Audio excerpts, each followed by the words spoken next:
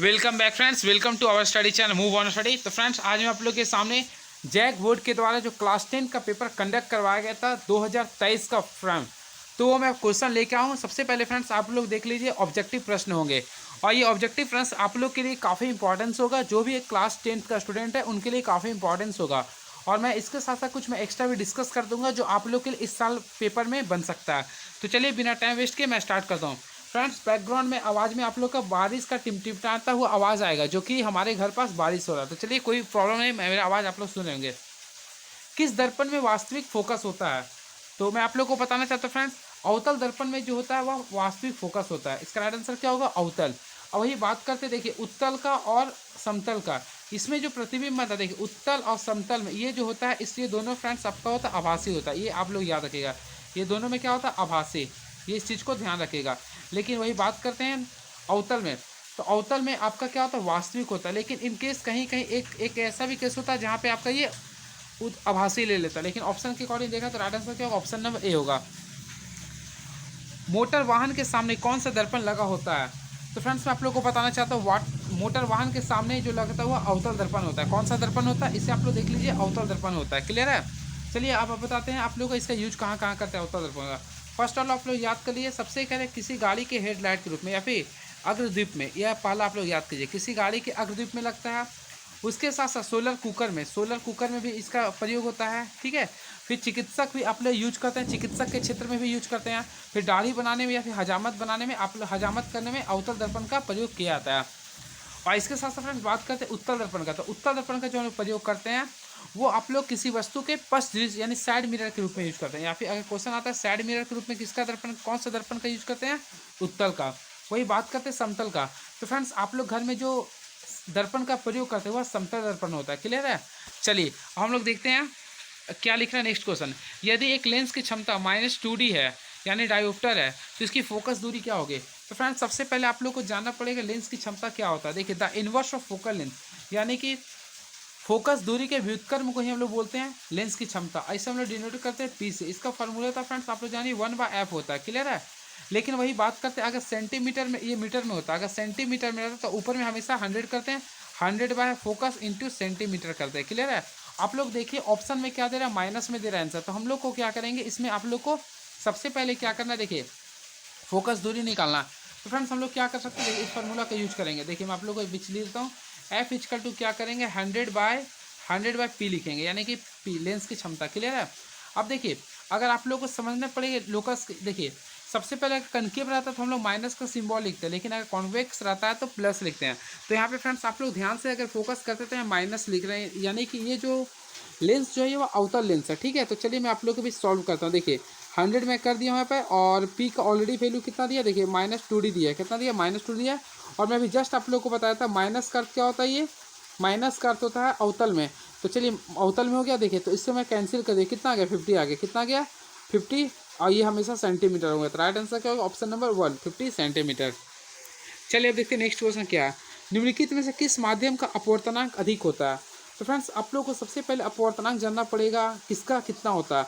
तो ऑप्शन के अकॉर्डिंग देखा तो हीरा का अपवर्तनांक सबसे अधिक होता है, और ये आप लोग याद कर लीजिए 2.42 होता है। कितना होता है? 2.42 होता है हीरा का अपवर्तनांक होता है। वही बात करते हैं जल का। तो फ्रेंड्स, जल का जो अपवर्तनांक होता है 1.33 होता है। क्लियर है? चलिए वही बात करते हैं फ्रेंड्स हवा का। तो हवा का जो होता है 1.003 होता है। और वही बात शीशा का कन्फ्यूजन है, और सबसे जो कम होता है वह 1 होता है निर्वात में। चलिए नेक्स्ट क्वेश्चन, प्रिज्म द्वारा प्रकाश का कौन सा परिघटना घटती है? तो मैं आप लोगों को बताना चाहता हूँ फ्रेंड्स, अगर आप लोग प्रिज्म शो करते हैं, ठीक है, तो प्रिज्म द्वारा अगर मान लीजिए सनलाइट, ये जो होता है वह प्रकाश का वन विक्षेपण करता है। क्या कहता है फ्रेंड्स? ये प्रकाश का वन विक्षेपण करता है। क्लियर है? तो इसका जो राइट आंसर होगा ऑप्शन नंबर 3 होगा, यानी कि प्रकाश का वन विक्षेपण होगा। चलिए देखते हैं नेक्स्ट क्वेश्चन क्या पूछा, यानी क्वेश्चन नंबर 6 की ओर देखते हैं क्या है। जरा दृष्टि दोष को किस प्रकार के लेंस द्वारा दूर किया जाता है? तो फ्रेंड्स, मैं आप लोग को बताना चाहता हूँ, जरा दृष्टि दोष को द्विफोक्सी लेंस के द्वारा हम लोग दूर करते हैं। द्विफोक्सी लेंस के द्वारा हम लोग दूर करते हैं। चलिए वही बात करते हैं फ्रेंड्स। देखिए सबसे पहले इसका राइट आंसर जानिए आप लोग क्या होता है, द्विफोक्सी लेंस होगा। क्लियर है? अब देखिए मैं डिस्कस कर देता हूँ कुछ एक्स्ट्रा फैक्ट्स जो आप लोग के लिए काफ़ी इंपॉर्टेंस होगा। देखिए अवतल लेंस। तो फ्रेंड्स, अवतल लेंस से हम लोग निकट दृष्टि दोष को यूज करते हैं। निकट दृष्टि दोष को हम लोग अवतल लेंस का यूज करते हैं। वही बात करते हैं उत्तल लेंस। तो उत्तल लेंस के लिए हम उत्तल लेंस का प्रयोग करते हैं दीर्घ दृष्टि दोष को दूर करने के लिए। ठीक है? ये आप लोग याद रखिएगा।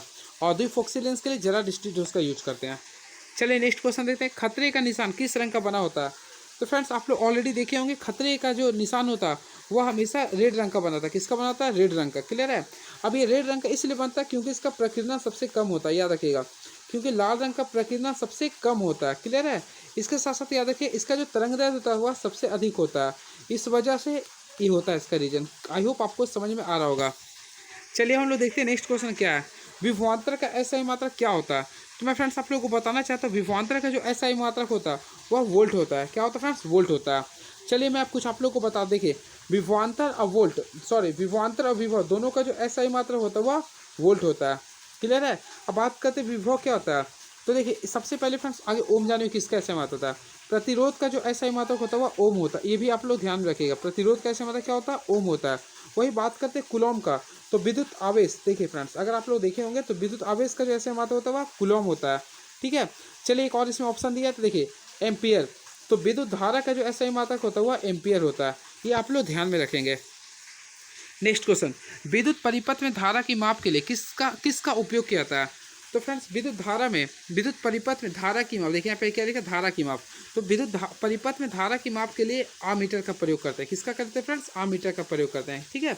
वही बात करते हैं दो बिंदुओं के बीच के विभवांतर को कौन मापता है? तो वोल्ट मीटर मापता है। इसे आप लोग ध्यान में रखिएगा। और आमीटर को हमेशा याद रखिएगा श्रेणी क्रम में हम लोग जोड़ते हैं, ये भी आप लोग ध्यान में रखिएगा। क्लियर है? और देखिए आमीटर जो होता है फ्रेंड्स इसे हम लोग ए द्वारा सूचित करते हैं, जिसमें आप लोग का एक प्लस होता है, ये माइनस होता है। इस टाइप से आप लोग को ध्यान रखना पड़ेगा। चलिए देखते हैं नेक्स्ट क्वेश्चन क्या लिख रहा है, किसी बल्ब में 1 मिनट में 120 कूलॉम का आवेश प्रवाहित होती है तो विद्युत धारा का मान क्या होगा? फ्रेंड्स मैं आप लोग को बताना चाहता हूँ क्यू का फॉर्मूला ऑलरेडी आप लोग पढ़े होंगे। क्यू का फॉर्मूला होता है आई टी। क्या होता है? ये आई टी। ऑलरेडी आप लोग को विद्युत धारा निकालना, यानी आई निकालना, तो ये क्या होगा? क्यू बाई टी होगा। क्या होगा? क्यू बाई टी होगा। अब फ्रेंड्स आप लोग क्यू क्या होता है? आवेश होता है। तो ये आप लोग देखिए कितना दिया? 120 कूलॉम दिया है। और मिनट, तो मिनट को हमेशा सेकंड में बदलेंगे, तो यहाँ 60 हो गया 1 मिनट इसका 2। अब यहाँ कैंसिल कीजिए, कितना के 2 एम्पियर। विद्युत धारा कैसे मतलब करता है? एम्पियर। तो इसका राइट आंसर क्या होगा? 2A, यानी कि 2 ampere is the right answer. तो राइट आंसर क्या होगा? 2 एम्पियर। चलिए अब देखते हैं नेक्स्ट क्वेश्चन क्या है, एक यूनिट विद्युत ऊर्जा का मान क्या होता है? तो फ्रेंड्स मैं आप लोगों को बताना चाहता हूँ, देखिए 1 किलोवाट घंटा, 1 kWh, तो इसका जो वैल्यू होता है 3.6, देखिए मैं ले देता हूँ 3.6 इंटू 10⁶ होता है, ये याद रखिएगा। और यहाँ पे SI जो यूनिट है इसका जूल लिखते हैं, तो 3.6 इंटू 10⁶ जूल होगा। तो ऑप्शन के अकॉर्डिंग देखा तो ऑप्शन नंबर 4 हो गया right answer. And next question, विद्युत धारा प्राप्त करने की युक्ति को क्या बोलते हैं? तो वैसे देखिए वैसे युक्ति जिससे विद्युत धारा की प्राप्ति होती है, किसकी प्राप्ति होती है फ्रेंड्स? विद्युत धारा के, उसे हम लोग बोलते हैं जनित्र। क्या बोलते हैं फ्रेंड्स? जनित्र। देखिए ऑप्शन में दिया है, तो इसका राइट आंसर होगा जनित्र। अब मैं आप लोग को बताना चाहता हूँ विद्युत जनित्र एक ऐसा युक्ति है जो यांत्रिक ऊर्जा को, आप लोग देखे होंगे, यह जो है यह यांत्रिक ऊर्जा को विद्युत ऊर्जा में ये कन्वर्ट करता है। क्लियर है? जिससे हमें विद्युत प्राप्ति होती है। अब फ्रेंड्स आप लोग को मैं ये भी बताता हूँ विद्युत जनित्र जो होता है वह विद्युत चुंबकीय प्रेरण के सिद्धांत पे कार्य करता है, इसे आप लोग ध्यान में रखिएगा। चलिए अब देखते हैं नेक्स्ट क्वेश्चन क्या है, लघु पतन के समय परिपथ में विद्युत धारा का मान हो जाता है। तो मैं आप लोग को ऑलरेडी बताता हूँ फ्रेंड्स, लघु पतन के समय विद्युत धारा का मान जो होता है वह सबसे अधिक होता है, बहुत अधिक होता है। देखिए विद्युत धारा की बात करते हैं, देखिए मैं आप लोगों को कंसेप्ट से बताता हूँ। देखिए लघु पतन, तो लघु पतन का अर्थ सबसे पहले जा रही है जब गर्भ तार और जैसे, या फिर आप लिख सकते हैं जब विद्युतमय तार और उदासीन तार आपस में संपर्क में आते हैं, तो फ्रेंड्स उस समय क्या होता है? विद्युत धारा का मान, देखिए विद्युत धारा यानी कि इलेक्ट्रिक करंट यानी आई का भार सबसे तेज होता है और प्रतिरोध का मान क्या होता है? 0 हो जाता है। तो इसी घटना को बोलते हैं लघु पतन। तो इस समय क्वेश्चन आप लोगों को क्या बोल रहा है कि इसमें विद्युत धारा का मान क्या होता है? तो बहुत अधिक होता है, बहुत अधिक होता है। क्लियर है? और प्रतिरोध का मान 0 हो जाता है। नेक्स्ट क्वेश्चन आ चुके हम लोग केमिस्ट्री में। तो चलिए केमिस्ट्री के भी क्वेश्चन देखते हैं किस टाइप से पूछा गया था। नीला लिटमस पेपर किसको लाल कर देता है? तो फ्रेंड्स एक हमारे दोस्त का नाम आप लोग याद कर ले, एक हमारे मित्र है उसका नाम है अनिल। अब देखिए अनिल से आप लोग को बताता हूँ। सबसे पहले आ से होता है फ्रेंड्स, आ से देखिए आप लोग को जाना पड़े, आ फोर होता है अम्ल। देखिए आप लोग को इस ट्रिक को याद रखिए, अम्ल जो है वह नीला को क्या कर रहा है? लाल कर रहा है। यानी देखिए अम्ल नीला है ना, ये नीला, तो अम्ल क्या कर रहा है? नीला को लाल में बदल रहा। तो देखिए आप लोग इस ट्रिक से अकॉर्डिंग कभी भूलिएगा नहीं। तो नीला लिटमस पत्र को लाल कौन करता है? तो अम्ल करेगा। कौन करेगा फ्रेंड्स? अम्ल करेगा। चलिए अब नेक्स्ट क्वेश्चन देखते हैं, निम्नलिखित में कौन क्षार है? तो फ्रेंड्स आप लोगों को मैं पहले बताता हूँ। देखिए जब H2O का विद्युत अपघटन करते हैं तो ये 2 भाग में टूटता है, H+ और OH- आयन में टूटता है, जिसमें फ्रेंड्स H+ जो होता है वह अम्ल को शो करता है और OH- क्षारक को शो करता है। तो ऑप्शन के अकॉर्डिंग देखा जाए तो इसका राइट आंसर होगा NaOH। क्या होगा फ्रेंड्स? NaOH। देखिए NaOH को अगर आप लोग तोड़ते हैं या फिर विद्युत इसे प्रवाहित करते हैं तो यह दो पार्ट्स में टूटेगा, एक होता है Na प्लस होता है और एक होता है OH माइनस होता है, तो इसी को हम लोग बोलेंगे क्षार। अब देखिए मैं फ्रेंड्स आप लोग को बताता हूँ। देखिए सबसे पहले 4 प्रबल अम्ल होता है, उसको आप लोग ठीक से याद कर लीजिए। इसे बोलते हैं हंसा। क्या बोलते हैं? हंसा। H फॉर हाइड्रोक्लोरिक अम्ल, N फॉर नाइट्रिक अम्ल, S फॉर सल्फ्यूरिक अम्ल, A फॉर एसिटिक अम्ल। और देखिए NaCl जो होता है वह आप लोग को उदासीन भी लेना है। चलिए एंड नेक्स्ट क्वेश्चन देखते हैं किस टाइप्स का पूछा गया था पेपर में। जिप्सम का रासायनिक सूत्र क्या होता है? तो फ्रेंड्स जिप्सम को हम लोग बोलते हैं, देखिए सबसे पहले कैल्शियम सल्फेट बोलते हैं। क्या बोलते हैं? कैल्शियम सल्फेट डाइहाइड्रेट बोलते हैं। ये भी आप लोग याद रखें, यानी CaSO4 2H2O होता है। तो ऑप्शन के अकॉर्डिंग देखा तो ऑप्शन नंबर 1 होगा। क्लियर है? चलिए वही बात करते, देखिए CaSO4 हाफ H2O। तो फ्रेंड्स अगर हाफ H2O आता है तो उसे बोलते हैं प्लास्टर ऑफ पेरिस कहते हैं। ये भी आप लोग ध्यान में रखिएगा। क्लियर है? और वही बात करते देखिए CaSO4 7H2O।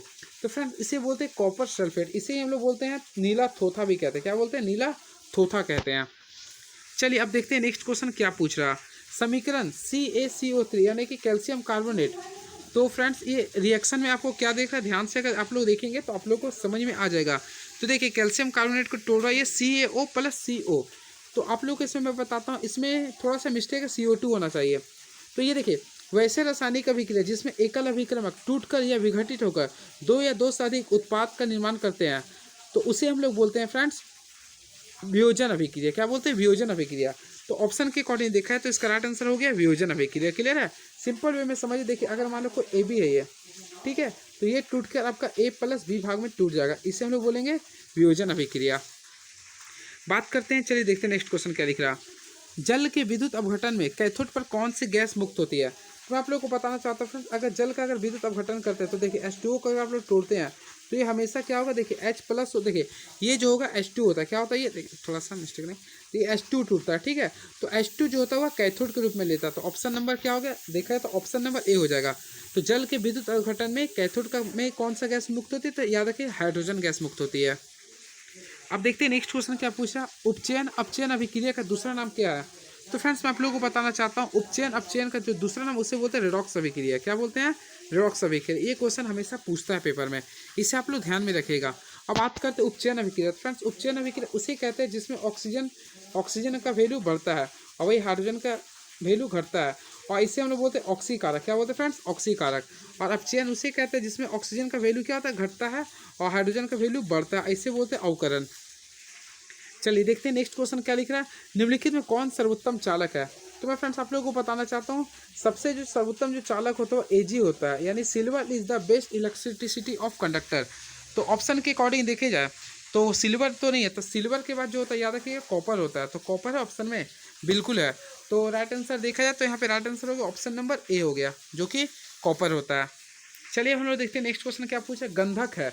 तो सबसे पहले फ्रेंड्स आप लोग गंधक को हम लोग बोलते हैं सल्फर बोलते हैं। अब इसका एटॉमिक नंबर होता है 16। अगर इसे इलेक्ट्रॉनिक कॉन्फ़िगरेशन करते हैं क्या लिखेंगे, 286 लिखते हैं। क्लियर है?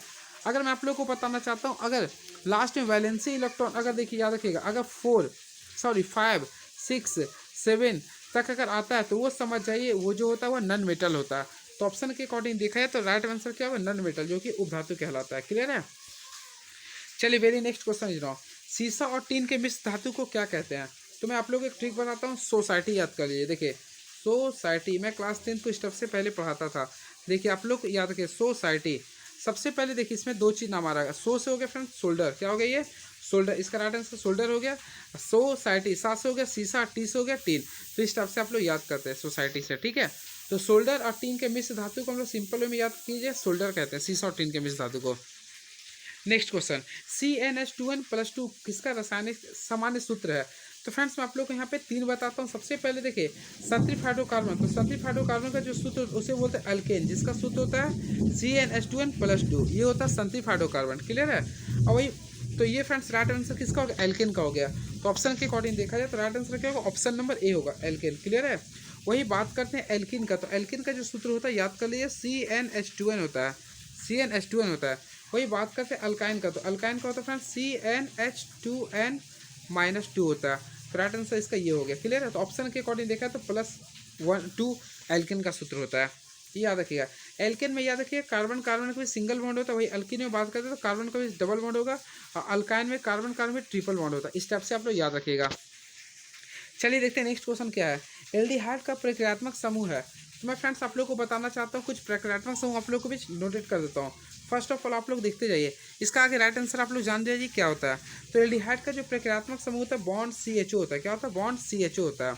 चलिए अब एक्स्ट्रा बताता हूँ। देखिए COOH जो होता है वह आप लोग का एसिड का होता है, जिसे बोलते हैं कार्बोक्सिलिक एसिड का होता है। क्लियर है? वही बात करते हैं डबल बॉन्ड CO होता है, ये फ्रेंड्स आप लोग का होता है कीटोन का। ये भी आप लोग याद रखिएगा, ये जो होता है आप लोग का कीटोन का होता है। वही बात करते हैं OH का, तो फ्रेंड्स ये होता है एल्डिहाइड का। ये किसका होता है? एल्डिहाइड का होता है। इस टाइप से आप लोग याद कर सकते हैं। चलिए अब देखते हैं नेक्स्ट क्वेश्चन क्या पूछा। एथेनॉल सोडियम से अभिक्रिया कर कौन सा गैस बनाता है? फर्स्ट ऑफ ऑल फ्रेंड्स आप लोग को एथेनॉल लिखना पड़ेगा। सूत्र C2H5OH होता है। देखिए C2H5OH होता है।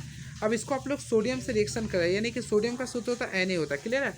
अब मैं आप लोग को बताना चाहता हूँ, देखिए जब भी अगर सोडियम से अगर एथेनॉल रिएक्शन करेगा तो फ्रेंड्स आप लोग याद रखिएगा। देखिए ये जो है ना आप लोग को मैं देखिए बताता हूँ, C2H5 होगा, ये O जो है ये Na को यहाँ पे ले लेगा, यानी सोडियम ऑक्सी नाइट्रोजन बोलते हैं।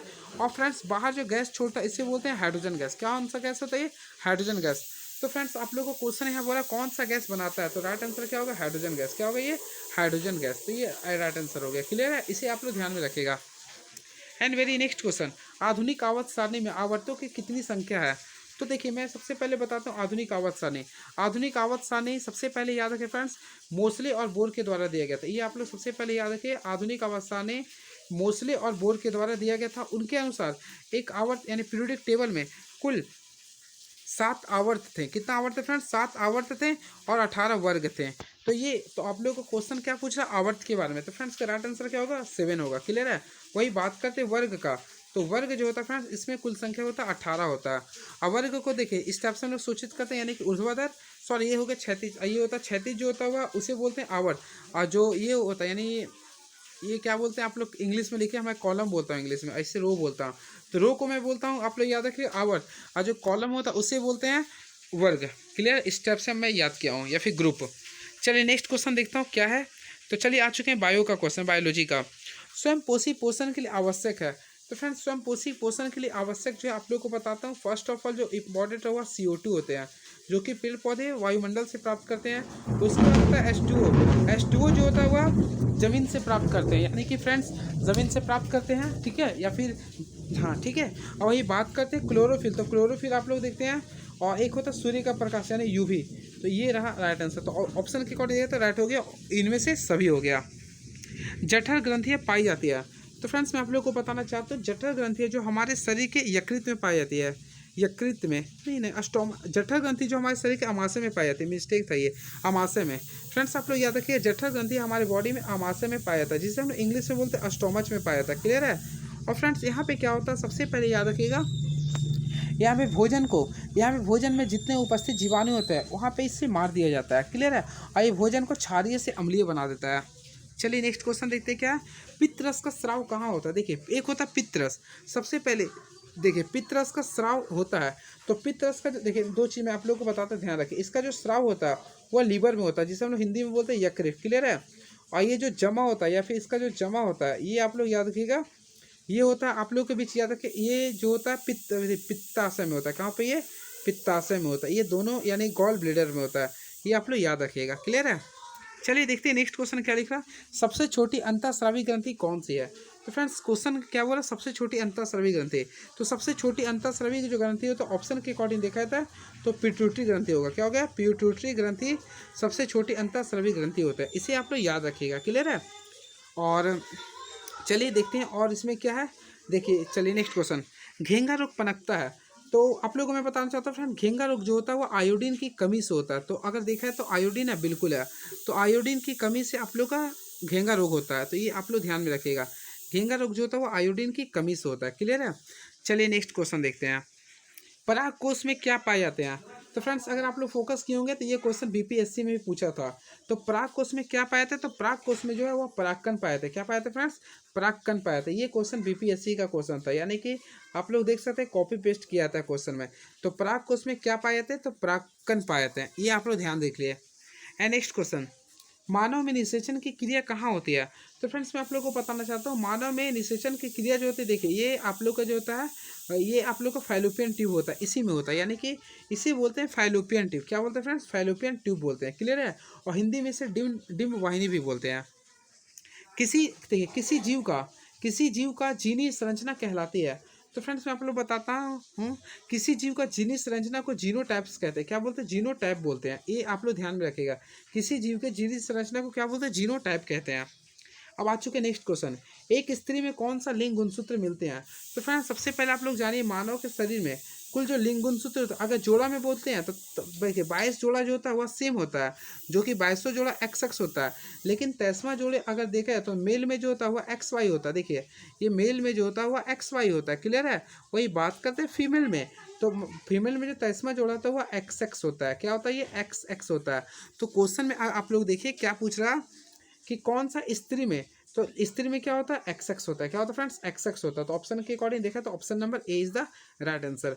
और दोनों में फ्रेंड्स 22 जो होता है ना ऑटोसोम होता है, इसे आप लोग ध्यान में रखिएगा। देखिए जैव आवर्धन करने वाला रासायनिक है। तो फ्रेंड्स मैं आप लोगों को बताना चाहता हूँ, बायो मैग्निफिकेशन जो करता है उसे बोलते हैं DDT, यानी कि डाइक्लोरो डाइफ्लोरा क्लोरो इथिन होता है इसका फुल फॉर्म। ये आप लोग याद रखिएगा। DDT का जो फुल फॉर्म होता है dichloro di dichloro di chloro fluoro chloro, sorry मैं इसे मिस्टेक कर रहा हूँ फ्रेंड, आप लोग देख लीजिए क्या होता है। डाइक्लोरो डाइफिनाइल क्लोरो इथिन होता है, सॉरी डाइक्लोरो डाइफिनाइल क्लोरो इथिन होता है, इसे आप लोग देख लीजिएगा। क्लियर है? तो ये इंपॉर्टेंस क्वेश्चन है, फिर से बोल रहा हूँ, ये क्वेश्चन आप लोग का इंपॉर्टेंट होता है DDT का।